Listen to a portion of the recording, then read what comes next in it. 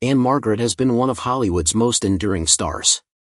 From Bye Bye Birdie to the Flintstones, and especially Viva Las Vegas with Elvis Presley, her career has lasted for more than 6 decades. For 60 years, she stayed silent about what really happened between her and Elvis. But in 2025, at 84 years old, she finally told the truth.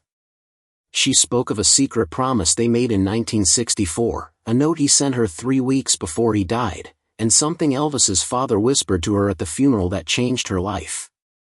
The world thought it knew the story of Elvis Presley. It didn't. Ann-Margret was born on April 28, 1941, in a tiny frozen village in northern Sweden called Valsjöben. Winters there lasted 8 months, and temperatures dropped to 40 below zero. Her family lived in a single-room wooden cabin with no electricity or running water. They had to walk through the snow just to use an outdoor toilet. Her father, Carl Gustav, worked in a lumber mill, earning only 2 kronor a day, about $12 in today's money. People in the village shared everything, from food to clothing. Ann-Margret wore hand-me-down dresses from at least 3 other children. When she was 5, she got so sick with pneumonia that she was unconscious for 6 days. Her mother, Anna, sat by her side, trying every home remedy she knew, pine needle tea, hot stones, even alcohol rubs, to bring down her fever. After 3 terrifying weeks, the fever finally broke, but Ann-Margret couldn't walk for another month. Her mother carried her everywhere until she recovered. That same year, something magical happened. At a wedding, 6-year-old Ann-Margret suddenly began to sing. Her voice was so clear and powerful that everyone stopped talking. People compared her to famous opera singers and began calling her Little Caruso. Within months, she was performing at weddings, funerals, and church events. Her mother made her costumes by hand from scraps of fabric, sewing for hours by candlelight. By age 7, Ann-Margret had memorized over 200 songs, even though she couldn't read music. But life in Sweden was hard. When she was barely more than a baby, her father left for America to find work. He ended up in Chicago, earning $18 a week, while her mother stayed behind and struggled to keep them alive. Winters were brutal. Once, her mother sold her husband's accordion and hunting rifle just to buy food and fuel. 4 years later, in 1946, Carl finally sent for them. Ann-Margret and her mother boarded a crowded ship called the SS Gripsholm for the long journey to America. The sea was rough, and storms battered the ship, but the little girl sang for other passengers to keep their spirits up. When they reached New York on November 18, 1946, her father was waiting at the dock. That same day, he took her to see the Rockets perform at Radio City Music Hall. She pointed at the stage and said, "That's what I want to do." The family settled in Wilmette, Illinois. Life there wasn't easy either. Ann-Margret didn't speak English and was bullied for her accent. She spent lunches alone and cried after school. To learn the language, she copied the voices she heard on the radio until her throat hurt.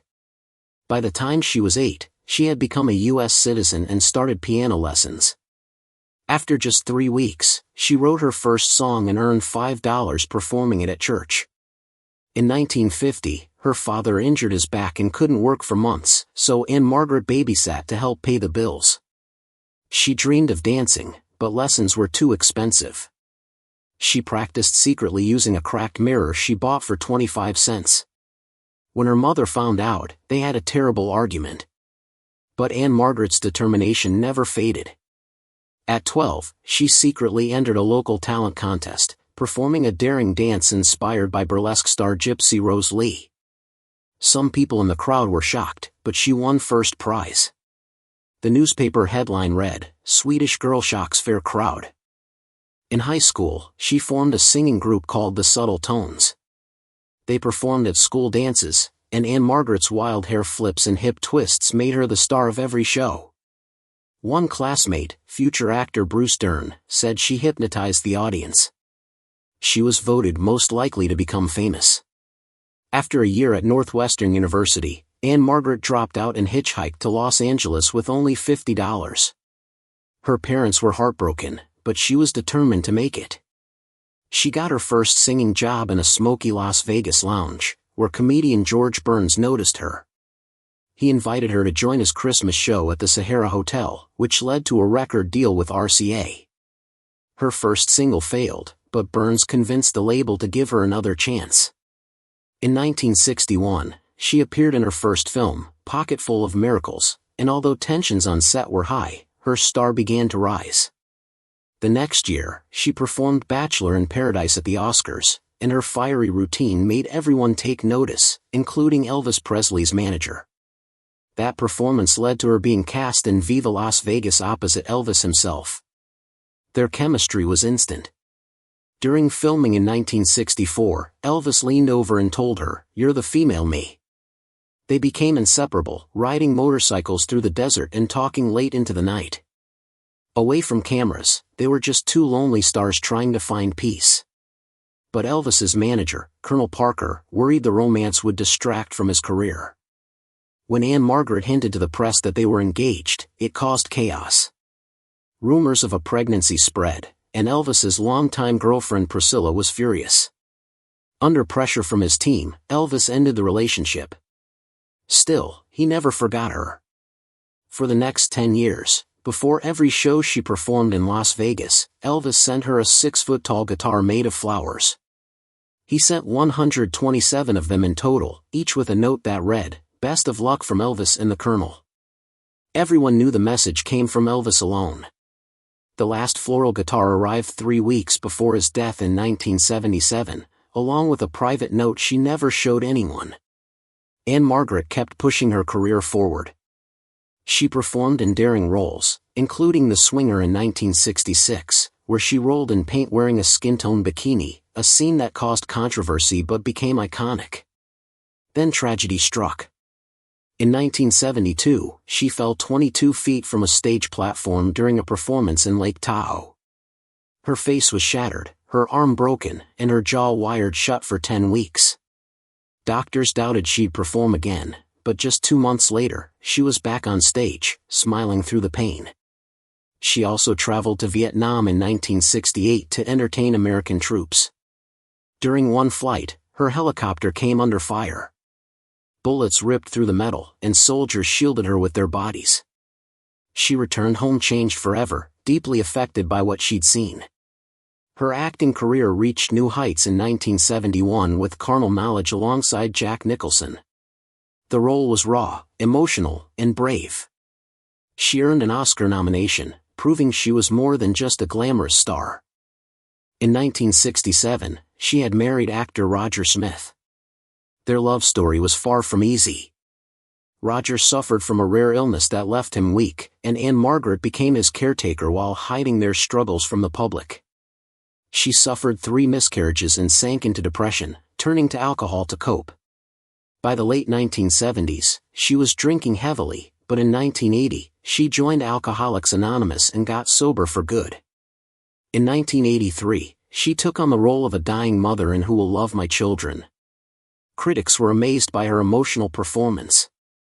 When Barbara Stanwyck won the Emmy that year, she pointed to Ann-Margret and said the award truly belonged to her. The moment changed how Hollywood saw her, no longer just a beautiful face, but a powerful actress. In the 1990s, she appeared in comedies like Grumpy Old Men, holding her own with legends Jack Lemmon and Walter Matthau. Her spontaneous energy and humor made the film a huge hit. Around that time, she also released her autobiography, Ann-Margret, My Story, revealing her difficult childhood, her battle with alcoholism, and, for the first time, details about her secret romance with Elvis. In her book, she described late-night motorcycle rides, long talks under the stars, and the pink round bed Elvis had made just for her. Her honesty shocked some people but made fans love her even more. Even as she aged, Ann-Margret stayed fearless. In 1999, at 58, she performed dangerous stunts in Any Given Sunday. Then, in 2001, she broke her hip in a fall. Doctors discovered she had severe osteoporosis, but instead of hiding it, she began speaking publicly about bone health, encouraging women to take care of themselves. In 2010, at 69, she appeared in Law and Order, SVU, playing a trauma survivor. Her moving performance earned her an Emmy, the oldest woman ever to win in that category. It proved once again that real talent never fades. In 2017, her husband Roger passed away after 50 years of marriage. She was devastated, losing not just her husband but her lifelong partner and protector. She admitted later that she fell into deep grief and nearly gave up on life, but faith and friends helped her through. In 2022, at 81, Ann-Margret returned to her first love, music. She released a rock album called Born to Be Wild featuring stars like Pete Townsend and Joe Perry. It became her first record to chart since the 1960s. Her voice was older, but still full of life and strength. In 2024, a photographer followed her for hours outside a medical building in Beverly Hills. Normally calm and polite, she lost her temper and yelled at him. Later, she filed a police complaint for stalking. She said she was tired of being treated like a product instead of a person. Then came April 2025. During an appearance at Steel City Con, she looked out at the crowd and spoke openly about Elvis. She called him her soulmate and said they had made a promise in 1964 to always protect each other's secrets. She said Elvis had seen the darkness inside her that no one else ever did. Her honesty left the audience silent. The video of her speech went viral, reaching millions. A few months later, she revealed something even more touching. At Elvis's funeral in 1977, his father, Vernon Presley, leaned toward her and whispered, "Elvis truly loved you." She said she had kept those words private for 48 years out of respect for Priscilla and the Presley family. Hearing them again all those years later still made her cry. Finally, in August 2025, Ann-Margret shared one last secret. After Elvis died, a delivery arrived for her, a wreath shaped like a giant guitar made of red roses and white carnations. It had a golden ribbon with his initials, EP. She never told anyone until now. The note that came with it remains private. She said it was too sacred to share, that it was Elvis's final goodbye. In her most recent interview, she spoke through tears. She said she had tried to save Elvis from himself, but she couldn't. She remembered nights when he told her he felt trapped inside his own legend, unable to escape the pressure of being Elvis Presley. She often wondered if things would have been different if they'd stayed together. Maybe he'd still be alive, she said softly. That single sentence broke hearts around the world. The video has been viewed millions of times, and fans everywhere still talk about the love story between Elvis Presley and Ann-Margret, a story that stayed hidden for 60 years, and that even now feels as powerful as when it began.